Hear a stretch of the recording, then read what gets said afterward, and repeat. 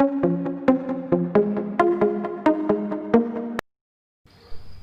dear students, a very good morning to all. Welcome to all in yours Hindi literature class. Dear students, आज हम Hindi literature का part 2 सच्ची मित्रता या पढ़ेंगे। यह हमारे सब्जेक्ट एनरिचमेंट का पार्ट है। प्रीवियस क्लास में मैंने आपको पार्ट 6 दिलवाड़े के मंदिर इस पार्ट के प्रश्नोत्तर लिखवाए थे। आई होप आपने सभी प्रश्नोत्तरों को अच्छे से याद कर लिया होगा। तो आइए अब हम अपने पार्ट को शुरू करते हैं। बच्चों, यह पार्ट दो मित्रों की कहानी पर है जो अपनी दोस्ती के लिए एक दूसरे के लिए प्राण न्यौछावर करने के लिए तैयार होते हैं। तो बच्चों, यह है इस पाठ का सारांश। यह प्राचीन यूनानी लोक कथा है। इस पाठ में लेखक ने पिथियस और दामन की सच्ची मित्रता का वर्णन किया है। आओ अपने मित्र के लिए अपनी जान न्यौछावर कर देने वाले दो मित्रों की कहानी पढ़ें। तो आइए अब हम अपने पाठ को शुरू करते हैं। यूनान की सभ्यता काफी पुरानी यूरोप के देशों में यहीं से ज्ञान विज्ञान फैला। अरस्तु, प्लेटो जैसे महान विद्वान उसी देश में पैदा हुए थे। एथेंस यूनान की राजधानी थी। एथेंस में दो मित्र रहते थे, पिथियस और दामन। दोनों बहुत बहादुर और नेक दिल थे। तो बच्चों, यह कहानी कहाँ की है? यूनान की राजधानी एथेंस की। और वहाँ पर दो मित्र रहते थे, एक का नाम था पिथियस और दूसरे का दामन। दोनों ही बहुत ही बहादुर और अच्छे दिल वाले व्यक्ति थे। किसी बात पर बादशाह दामन से नाराज हो गया और उसे फांसी का दंड दे दिया। दामन ने अपने बीवी बच्चों से मिलने के लिए एक दिन का समय मांगा। बादशाह बिना जमानत के उसे छोड़ना नहीं चाहता था। तो बच्चों, वहाँ पर जो वहाँ का राजा था यानी बादशाह था, वह किसी बात से दामन से नाराज हो जाता है और उसे फांसी का दंड दे देता है। लेकिन दामन अपने बीवी बच्चों से मिलने के लिए एक दिन का समय मांगता है, लेकिन राजा जो था वह उसे बिना जमानत के छोड़ना नहीं चाहता था। जब यह समाचार पिथियस को मिला तो वह दौड़कर आया। पिथियस ने दामन की जमानत दे दी और उसकी जगह स्वयं बंदीगृह में बंद हो गया। उस समय ऐसा ही नियम था। तो बच्चों, जब यह समाचार उसके मित्र को पता चलता है तो वह तुरंत दौड़कर उसके पास आता है और उसकी जगह पर स्वयं बंदीगृह यानी जेल में बंद हो जाता है, क्योंकि उस समय वहाँ पर ऐसा ही नियम था। दामन नियत समय पर नहीं लौटा, इसलिए उस समय के कानून के अनुसार पिथियस को फांसी पर चढ़ने के लिए तैयार होना पड़ा। उसने अपने मन में कहा, निश्चय ही दामन के साथ कोई दुर्घटना घटी है या वह बीमार हो गया, नहीं तो अब तक वह अवश्य पहुंच जाता। तो बच्चों, दामन को जो एक दिन का समय दिया जाता है वह उस समय पर वहाँ पर नहीं पहुँचता है, इसलिए उस समय के कानून के अनुसार पिथियस को फांसी पर चढ़ने के लिए तैयार होना पड़ता है। लेकिन वह अपने मन में सोचता है, जरूर मेरा मित्र किसी मुसीबत में फंस गया होगा, इसीलिए वह नहीं आए, नहीं तो वह अभी तक आ जाता। जो ही पिथियस फांसी के तख्ते पर चढ़ने के लिए तैयार हुआ, दामन का घोड़ा दौड़ता हुआ आ पहुंचा। उसका पहला घोड़ा पहुंचने से पहले ही थककर मर गया था। दूसरा घोड़ा खोजने में उसको बहुत समय लग गया। बड़ी मुश्किल से उसे एक साधारण घोड़ा मिला जिस पर चढ़कर वो फांसी की जगह ठीक समय पर पहुंच सका। स्टूडेंट्स, जैसा पिथियस ने अपने दोस्त के बारे में सोचा था उसके साथ वैसा ही हुआ। उसके साथ दुर्घटना हो गई थी, इसीलिए वह सही समय पर नहीं पहुंचा। उसका जो पहला घोड़ा था वह थककर मर जाता है और दूसरा घोड़ा ढूंढने में उसे काफी समय लग जाता है। किसी तरह वह दूसरा घोड़ा ढूंढकर नियत समय पर पहुंचता है। दामन के वापस आ जाने से पिथियस जरा भी खुश नहीं हुआ। वह मित्र के लिए अपने प्राण न्यौछावर करना चाहता था। दामन विवाहित तथा उसके बाल बच्चे थे जिन्हें वह बेहद प्यार करता था। पिथियस अविवाहित था। तो बच्चों, दामन के आने से पिथियस खुश नहीं होता है। क्यों? क्योंकि वह अपने मित्र के लिए अपने प्राणों को न्यौछावर करना चाहता है। दामन विवाहित था, उसके बाल बच्चे थे। उसकी मृत्यु के बाद उसके बाल बच्चों का क्या होता, इसीलिए पिथियस उसकी जगह पर फांसी पर चढ़ना चाहता था। फांसी पर चढ़ने के लिए दोनों तर्क वितर्क करने लगे, लड़ने झगड़ने लगे। राजा ने मित्रता की ऐसी मिसाल पहले कभी नहीं देखी थी और कुछ देर तक वह दोनों को मंत्रमुग्ध होकर देखता रहा। तो बच्चों, जब वे दोनों एक दूसरे के सामने आ गए तो एक दूसरे से लड़ने लगे कि नहीं मैं फांसी पर चढ़ूंगा, नहीं मैं चढ़ूंगा। तो उन दोनों को देखकर राजा मंत्रमुग्ध हो गया, क्योंकि वो मोहित हो गया, क्योंकि उसने ऐसी मित्रता की मिसाल पहले कभी नहीं देखी थी कि एक दूसरे के लिए अपनी जान को न्यौछावर करने के लिए तैयार हो। ऐसी दोस्ती उन्होंने पहले कभी नहीं देखी थी। फिर अपने आसन से उतरकर उन दोनों के पास आया और बोला, मित्रता की ऐसी मिसाल मुझे आज तक न देखने को मिली, ना ही सुनने को। आप दोनों में से किसी को मरना नहीं होगा। यदि आप दोनों चाहें तो मेरे दोस्त बन जाएं। तो बच्चों फिर राजा अपने आसन से उतरता है और उनसे कहता है कि मैंने ऐसी दोस्ती पहले कभी नहीं देखी। वह उनसे खुश हो जाता है और उन्हें कहता है कि आप में से किसी को भी मरना नहीं पड़ेगा, बस आप मेरे दोस्त बन जाइए। पिथियस और दामन ने बादशाह का हाथ चूमकर उनसे दोस्ती कर ली। पिथियस बहुत बहादुर था, उसकी वीरता की अनेक कहानियां हैं। इन दोनों मित्रों की दोस्ती से राजा की शक्ति बहुत बढ़ गई। राजा ने उनको अपने दरबार में ऊंचे से ऊंचा पद देना चाहा, लेकिन दोनों ने इनकार कर दिया। तो बच्चों पिथियस और राजा ने ऐसा कहा तो पिथियस और दामन ने उनका हाथ चूमकर उनकी दोस्ती को स्वीकार कर लिया। उनमें जो पिथियस था वह बहुत ही बहादुर तो दोनों थे, लेकिन जो पिथियस था वह बहुत बहादुर था। उसकी वीरता की अनेक कहानियां हैं और उनसे दोस्ती होने के बाद राजा की शक्ति भी बढ़ गई। राजा ने उन दोनों मित्रों को अपने दरबार में ऊंचे से ऊंचा पद, यानी ऊंचे से ऊंचा पद मतलब कि उन्हें अच्छे से अच्छे पद पर आसीन करने को चाहा, लेकिन उन्होंने इनकार कर दिया। उन्होंने विनम्रता से कहा, हम लोग मित्र ही बने रहे तो अच्छा होगा, मित्रता और चाकरी दोनों को साथ निभाना कठिन है। तो उन्होंने विनम्र भाव से कहा कि नहीं महाराज, हम लोग दोस्ती बने रहे तो ज्यादा अच्छा होगा, क्योंकि नौकरी और मित्रता दोनों साथ साथ नहीं कर सकते हैं। तो बच्चों यह था हमारा पाठ। तो बच्चों यह पाठ दो मित्रों की कहानी पर, जो अपने मित्र के लिए अपनी जान न्यौछावर करने के लिए तैयार रहते हैं, बिना किसी स्वार्थ के, बिना किसी लालच के। वे दोनों एक दूसरे से बहुत ही प्रेम करते हैं। हमें भी उन दोनों की तरह ही अपने दोस्त से प्रेम करना चाहिए, उसकी हर मुसीबत में सहायता करनी चाहिए।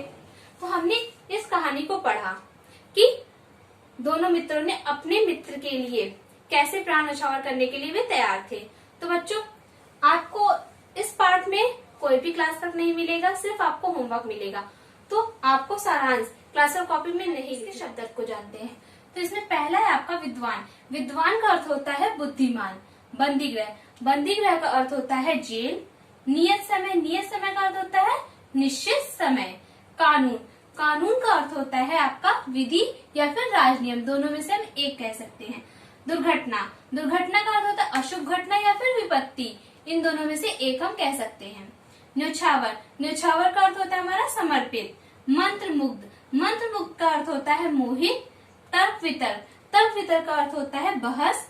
इंकार, इंकार का अर्थ होता है मना करना। चाकरी, चाकरी का अर्थ होता है नौकरी। तो बच्चों आप इनको इन सभी शब्द अर्थों को याद करना है और याद करके अपनी होमवर्क कॉपी में राइट करना है। शब्द अर्थ को पढ़ने के बाद आइए अब हम इसके अभ्यास प्रश्नों को पढ़ते हैं। तो इसमें पहला अभ्यास प्रश्न है आपका बहुविकल्पीय प्रश्न। इसका पहला प्रश्न है, एथेंस कहाँ की राजधानी थी? का यूनान की, खा हंगरी, गा रोम या फिर घा ईरान। तो इसका राइट आंसर होगा आपका का। कहाँ की राजधानी थी? यूनान की। दूसरा प्रश्न है आपका, पिथियस ने दामन की जमानत किस प्रकार दी? का रुपए देकर, खा अन्न देकर, गा स्वर्ण देकर या फिर घा उसकी जगह खुद बंदीगृह में कैद होकर। तो इसका राइट आंसर क्या होगा? घा, उसकी जगह खुद बंदीगृह में कैद होकर। तीसरा है आपका, दामन को पहुंचने में देरी क्यों हो गई थी? का उसका पहला घोड़ा बीमार पड़ गया था। खा उसका पहला घोड़ा थककर मर गया था। गा उसकी पत्नी बीमार पड़ गई थी या फिर घा वह स्वयं बीमार हो गया था। तो इसका राइट आंसर होगा आपका खा, उसका पहला घोड़ा थककर मर गया था। चौथा प्रश्न है आपका, पिथियस क्यों दामन की जगह पर स्वयं फांसी पर चढ़ना चाहता था? का वह जीना नहीं चाहता था, वह दामन को बचाना चाहता था, वह मित्र के लिए प्राण न्यौछावर करना चाहता था या फिर घा, खा और गा दोनों। तो इसका राइट आंसर होगा आपका घा, खा और गा दोनों, क्योंकि वो अपने मित्र को बचाना भी चाहता था और अपने मित्र के लिए अपने प्राण न्यौछावर भी करना चाहता था। इसके बाद है पांचवा प्रश्न आपका, दोनों की मित्रता देखकर राजा ने क्या किया? का दोनों से मित्रता कर ली, खा दोनों को राज दरबार में नौकरी दी या फिर गा दोनों को बेशकीमती उपहार दिए या फिर घा सभी। तो इसका राइट आंसर आपका क्या होगा? इसका राइट आंसर होगा आपका का, दोनों से मित्रता कर ली। छठा प्रश्न है आपका, दोनों मित्रों में से कौन बहुत बहादुर था? सिर्फ बहादुर नहीं पूछ रहा है, यहाँ पर क्या पूछ रहा है? बहुत बहादुर था। तो पहला है आपका का दामन, खा पिथियस, गा का और खा दोनों या फिर घा कोई नहीं। तो तो यहाँ पर क्या पूछा गया, बहुत बहादुर। तो बहुत बहादुर कौन था, खा, पिथियस। इसके बाद है आपका प्रश्न का, मौखिक प्रश्न। तुम्हारे कितने मित्र हैं, उनमें सबसे प्यारा कौन है? तो इसका आंसर आप खुद ही बताएंगे। आप, क्या तुम्हारा मित्र तुम्हें गलत काम करने से रोकता है? तो इसका आंसर भी आपको स्वयं देना है। अपने मित्र के लिए तुम क्या कर सकते हो? मित्रता बनाए रखने के लिए सबसे आवश्यक क्या है, धन, सहायता या उपदेश?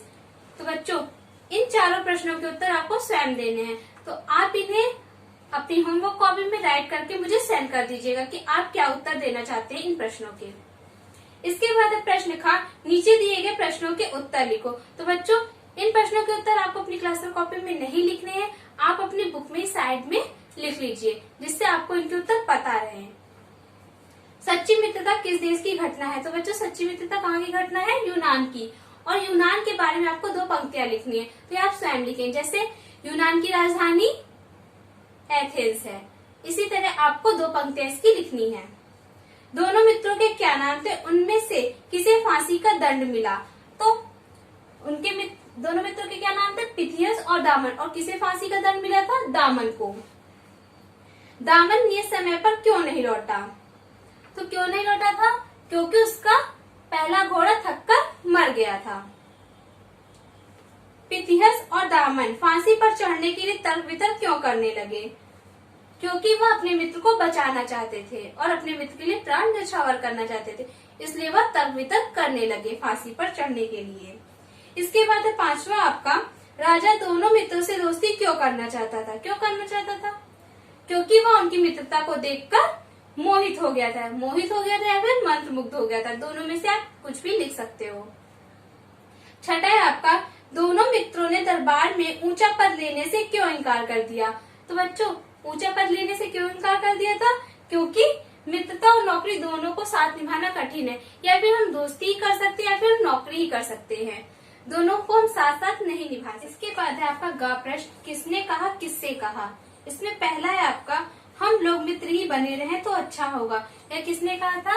यह पिथियस और दामन ने कहा था। किससे कहा था? बादशाह से कहा था।